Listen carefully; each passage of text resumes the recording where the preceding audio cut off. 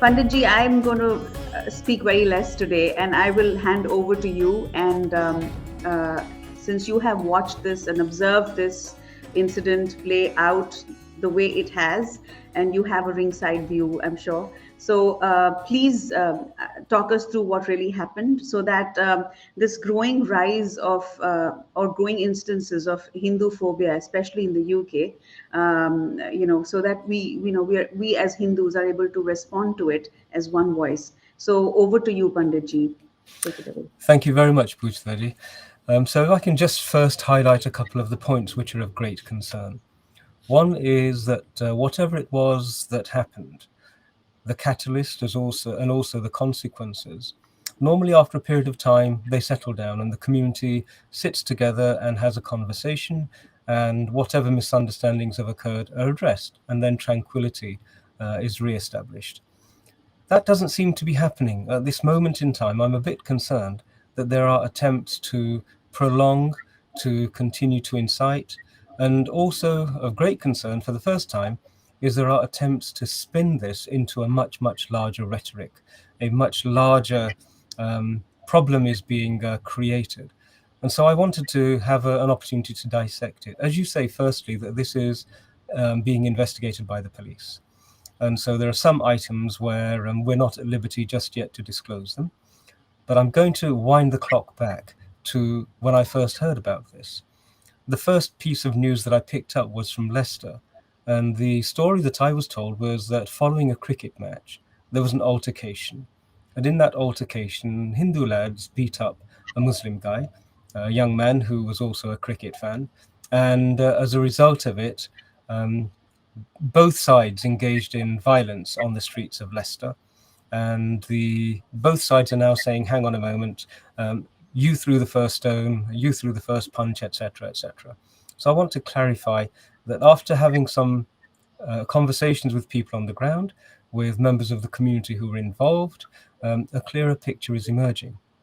So if everybody can just bear in mind the story that had been painted in the first instance as we look at what actually happened. The first thing I established is that this was nothing to do with any cricketing match or any cricketing incident at all. There was no connectivity between the match, whether it was a victory or a defeat for either side, none whatsoever. Further investigation revealed that there had been an altercation in the past, but that altercation had been isolated, it had been limited, and it had actually been sparked off by an individual who took an India flag away from India fans. And so there was a scuffle and the usual jostling that happens sometimes after football matches, occasionally after cricket matches. But that incident was concluded, and it was established that the gentleman who had actually taken the flag wasn't even a member of the Muslim community. It seems to have been a gentleman who was from the Sikh community who had had a bit too much to drink, and young men being young men, there was an altercation, but it wasn't of any great significance.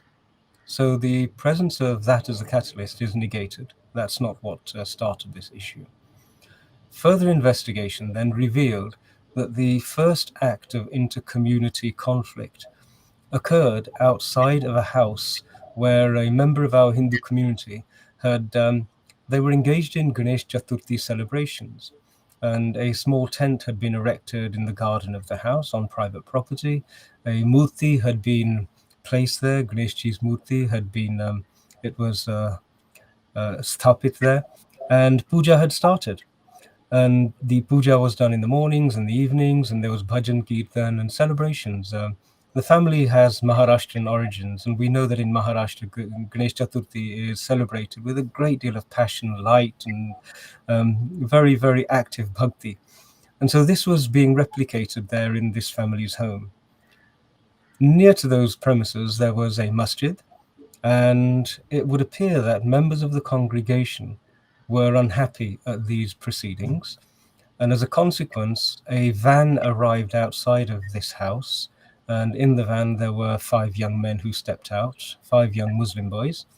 And eggs were thrown at the tent. An attempt was made to perhaps target the murti itself.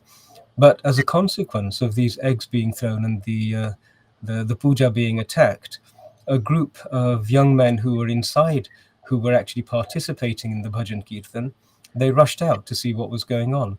They identified the 5 assailants. The van immediately fled. 4 of the assailants fled as well when they saw a large number of young men emerging. One of them was apprehended. The group managed to confine him, and there was a scuffle which ensued. I'm not going to go into any more detail, but the young man was sent to hospital to be checked up and everything else, and his injuries and so on are being established. But it's not been publicized by anybody as having been a serious assault or anything like that at this moment in time. The police were involved, community leaders engaged with both parties, and the group of young Hindus were also interviewed, and they were asked the questions of what had happened and who had it been who engaged in the altercation. And it was quite an open and frank conversation. Evidence was exchanged, and the police asked for the community, the Hindu community, to actually become tranquil and please remain indoors for the next couple of days. We do not want this to escalate, and we'll do everything we can. So the police responded in the manner that was appropriate. The Hindu community complied. Nothing actually happened. The following day, there wasn't much of a noise. But on the evening afterwards, what then happened was a large number of Muslim young men came into the area. And you may have seen there are multiple Yes. videos. And what actually happened was that property was attacked and individuals attacked. A young man was attacked with a knife. Fortunately, he didn't sustain any injuries. His aunt, who was trying to intervene, she had a blow to her face and she was hurt a little, but thankfully hasn't been particularly harmed. Doors were kicked in, doors of Hindu homes were kicked in. Any indication that a Hindu lives in a particular home, whether it was a dhwaj or whether it was an orange flag, as is associated with Sanatani traditions, a saffron flag, some of those were taken away, they were damaged and torn down. And I must say that at this moment, the response from the community has also been to remove all vestiges. Anything that would indicate that it's a Hindu house have now been removed from the front. So property was injured, doors were kicked in.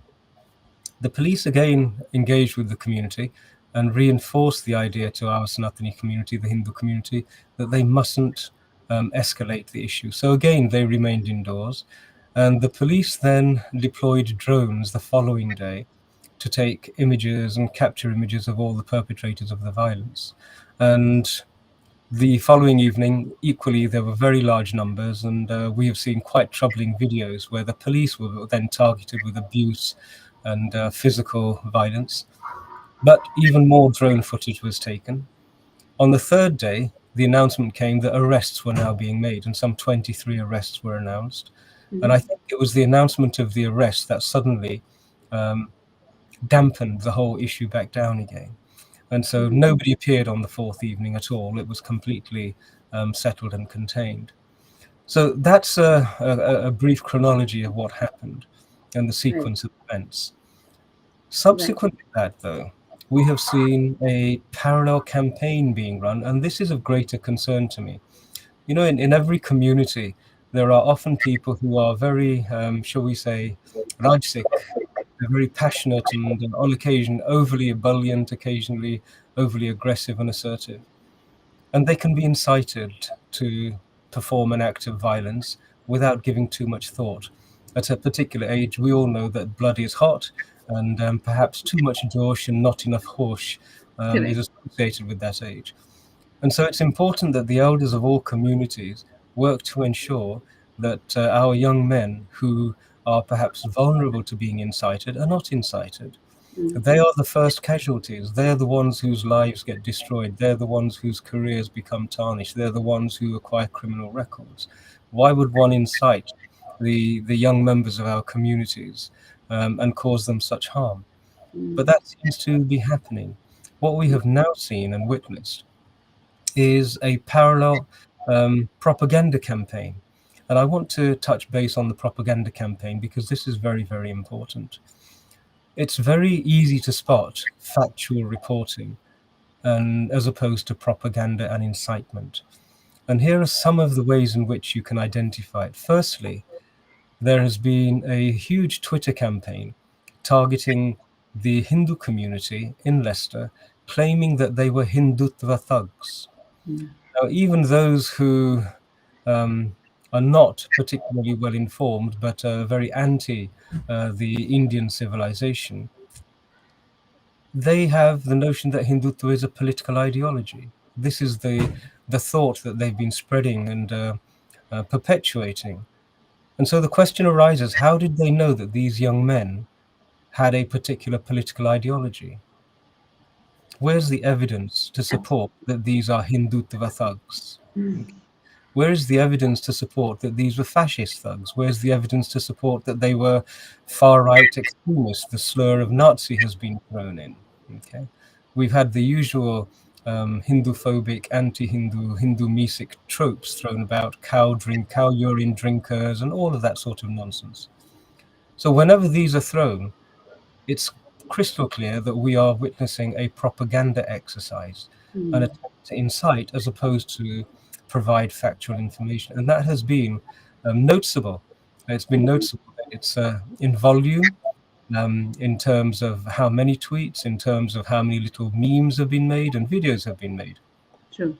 So the vast majority of the reporting that covers this issue is actually of that sort. And so it is propaganda. My concern is, who is it targeted at? You know, there are two audiences. One is obviously the young men who I've spoken about, who are easily triggerable, and they exist in the Muslim community as they do in other communities. And so they, I feel, to some degree, are being incited. And that's a problem, and we really hope the authorities take notice of this. The other audience is our own community.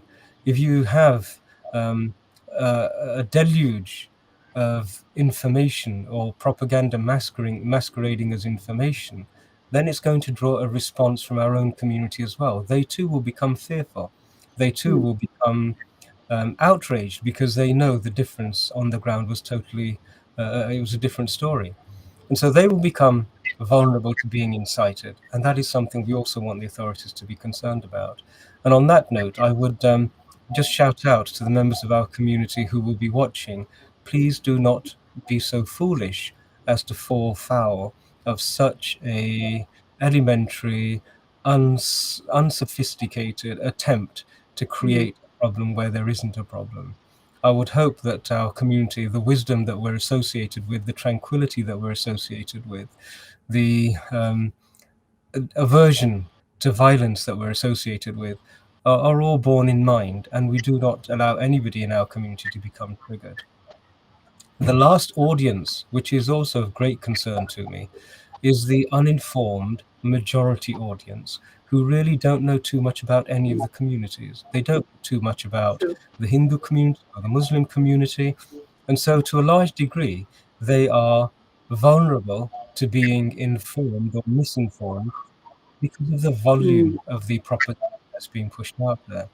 And so we do not want to do anything to, shall we say, reinforce any impressions that they may have incorrectly received. Now, this whole area is one of really vital importance. We all know propaganda is something that is seeded. It seeds hatred over a period of time. Gradually, it accumulates, it gathers momentum, and then at some point in time, something occurs to trigger it off. And then when violence occurs, the majority of people who are observing, they've already been prepared, and in their own minds, they would automatically justify that violence and say, well, that was expected. We knew what they were like. You know, they deserved it. All of that sort of victim shaming happens without people knowing that that's what they're doing. Now, this area is an area where we have to get the authorities to understand what's doing and accept what's doing.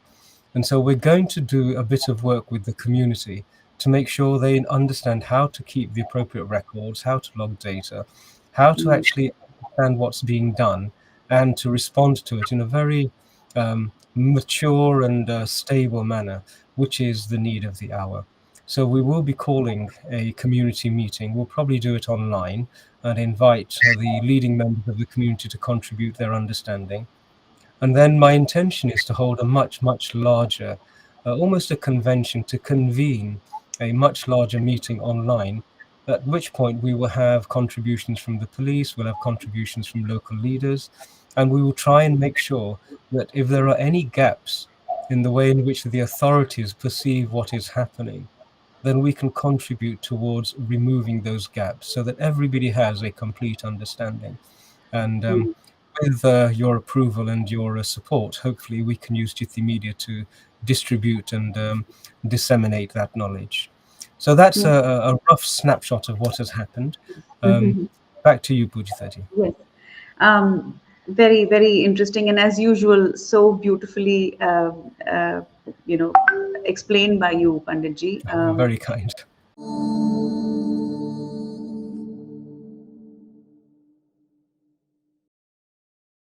Please remember to subscribe to us and switch on the notifications for this channel.